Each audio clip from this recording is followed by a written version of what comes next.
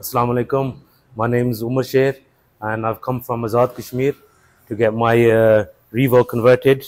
First we can see we've got the full hammer bumper on front with the roll stick on as well. Got upgraded lights. Next we've got upgraded tires on. You can see the shocks underneath. We've changed the shocks on them as well. Next we've changed this bar, TRD bar as well. Next we've got Tesla screen. You can move it the other way as well if you want. Seat covers, everything changed. In the back, what we got in the back?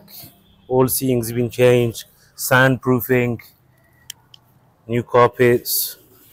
Then we've got the roll bar, hammer roll bar. We've got also the seats put in. Also got the box fitted in as well. Got the lights converted as well. New lights. Steel bumper, very nice.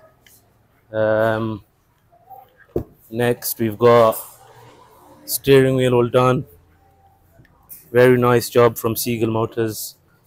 And on top we've also got the what do you call this? The hammer rack on top. And it's not just this proper thing, you can stick anything on there. Yeah, very well job done from SehgalMotors.